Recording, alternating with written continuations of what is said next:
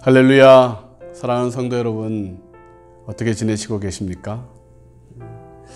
굉장히 어려운 시기를 힘들게 또 답답하게 보내시고 계실 텐데, 하나님을 믿는 우리에게는 모든 것이 합력하여 선을 이룬다고 하셨는데, 그 모든 것 속에는 고난도 답답함도 들어가 있을 것입니다. 우리의 사정을 다 알고 계신 하나님이 반드시 인내하는 자에게, 또 믿음으로 살아가는 우리들에게 더 좋은 일들, 더 복된 일들을 우리에게 허락하실 줄로 믿습니다. 제가 제주도에 갔을 때 국도 1100번 도로에서 이상한 현상을 본 적이 있습니다. 일명 도깨비 도로라고 하는 곳이었습니다. 모든 차를 세우고 사람들이 내려서 오르막길처럼 보이는 곳에 땅콩 캔이나 또 음료수 캔을 굴렸더니 오르막길로 보이는 그 도로로 캔이 굴러가는 것을 경험했습니다. 바람으로 인하여 나무들이 누워져 있는 것 때문에 그 길은 오르막길처럼 우리의 눈에는 보였지만 사실은 내리막길이었던 것입니다. 그래서 도깨비 도로라고 사람들은 그렇게 명명하고 신기해하고 재미있어 하는 것을 본 적이 있습니다. 사람들은 보이는 것이 전부라 그렇게 여겨, 그래서 보이는 것은 존재하는 것이고 보이지 않는 것은 존재하지 않는 것이다 라고 생각하는 그런 마음 상태로 살아갈 때가 많습니다. 그것을 착시현상 또는 착각이라고 말할 수 있는데, 우리들은 세상을 살아가며 너무 보이는 것에 집중해서 여러 가지를 착각합니다.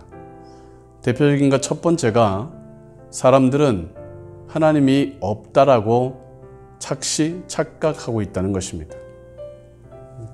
하나님이 보이지 않는다 하여 하나님이 없다고, 또 하나님이 보이지 않는 것이 일반적이라 하여 모든 사람이 하나님은 없는 것이라고 그렇게 단합한 것 같습니다. 그래서 하나님이 없는 증거들을 세상에서 찾고, 또 그리스도인들의 삶이 그들이 말하는, 우리가 말하는 성경적인 삶에서 많이 위배되거나 벗어나면 거봐, 하나님이 없는 거잖아, 그렇게 그거를 증거라고 말하기도 합니다. 굉장히 어려운 시기에 어쩌면 우리는 그 눈에 보이는 것으로만 판단하는 그 사람들에게 하나님이 계시는 것에 대한 증거가 되어야 되지 않을까 생각해 보게 됩니다. 하나님은 계시다.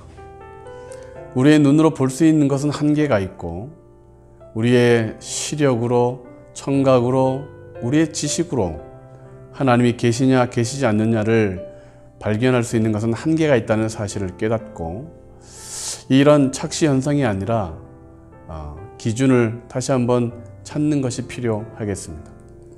히브리서 11장에는 믿음은 바라는 것들의 증거요 보지 못하는 것의 증거라고 그렇게 말씀하고 계시며, 히브리서 11장 6절에는 하나님께 나아가는 자는 반드시 그가 계신 것과 자기를 찾는 자들에게 상 주시는 자이심을 믿어야 한다고 말씀하고 있습니다.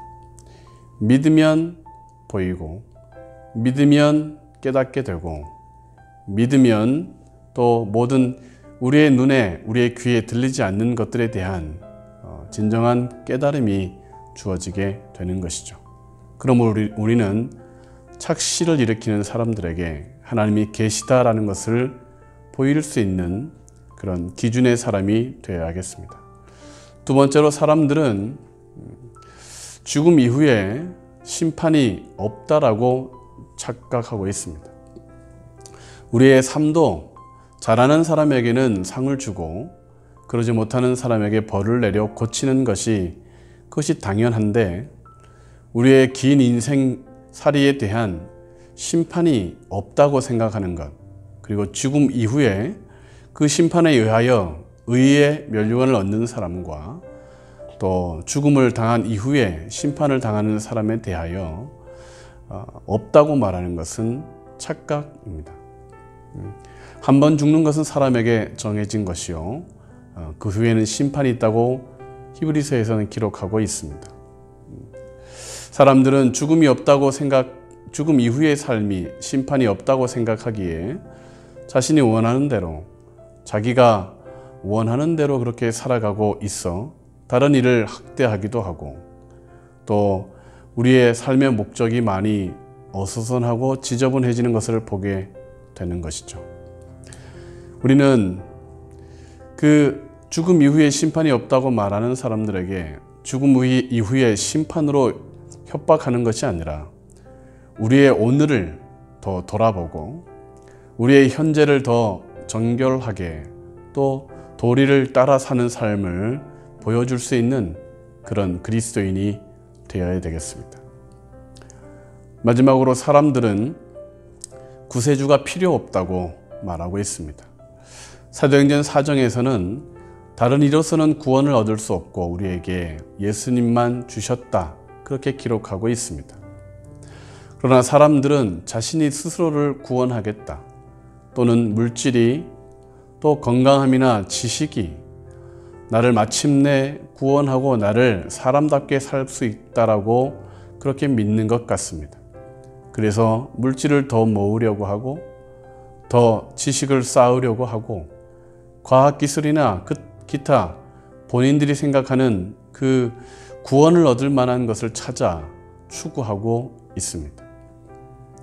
그러나 인류 역사가 말하듯 스스로를 구원한 사람도, 다른 이를 구원의 길로 인도한 이는 아무도 없다는 사실을 우리는 알고 있죠. 우리 그리스도인들도 마찬가지입니다.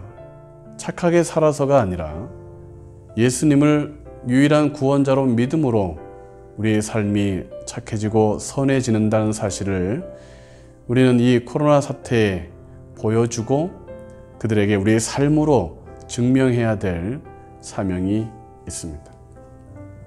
사랑하는 성도 여러분, 오늘날 많은 사람들이 보이는 것에 의하여 착시를 느끼고 살아가고 있습니다. 위험이 그것이 전부인 양 그렇게 흔들리고 있습니다. 다른 사람의 말에 또 우왕좌왕하며 많이 방황하고도 있습니다. 우리는 하나님의 말씀에 근거를 둬서 내가 무엇을 착시하고 있는지, 무엇을 내가 그릇되게 판단하는지를 끊임없이 하나님의 말씀으로 분별하고, 오늘도 그렇게 내리막길이라고 여겨 그렇게 살아가는 것이 아니라 주변보다 말씀을 기준으로 하여 올라가는 삶, 더 복되고 아름다운 삶을 살아가는 우리가 되어야 하겠습니다. 잠언서 16장 2절에 보면 사람의 행위가 자기 보기에는 모두 깨끗하여도 여호와는 심령을 감찰하신다고 하였습니다.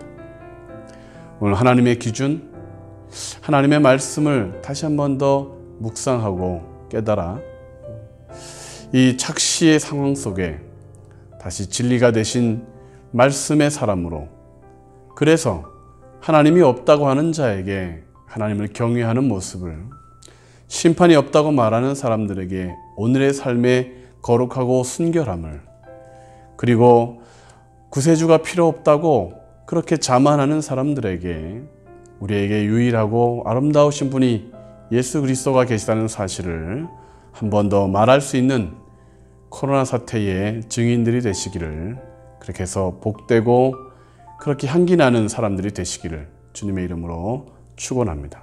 기도하시겠습니다. 살아계신 아버지 하나님, 참 감사합니다.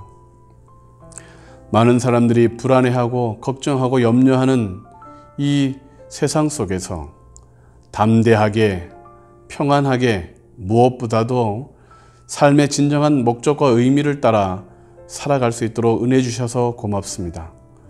오늘 하루도 고난의 하루가 아니라 빛을 비추는 하루, 소금의 역할을 감당하는 하루가 되기를 소망하오니 하나님의 말씀이 우리의 신비에 새겨져 하나님의 음성이 우리의 귀에 남아서 하나님, 오늘도 하나님이 없다고 말하는 이 세상 속에서 하나님을 경외하고 예배하는 자가 되게 도와주시고, 심판이 없다고 생각하여 제멋대로 살아가는 사람들 속에서 오늘도 하나님을 경외하고 사람들을 사랑하고 아끼며 오늘도 순결한 거룩한 백성으로 살아갈 뿐만 아니라 무엇보다도 구세주가 필요 없다고 말하는 사람들에게 날 구원하신 주님, 나에게 기쁨과 소망을 주신 예수님을 소개할 수 있는 그런 여유 있고 복음을 가슴에 품고 살아가는 저희들 되게 해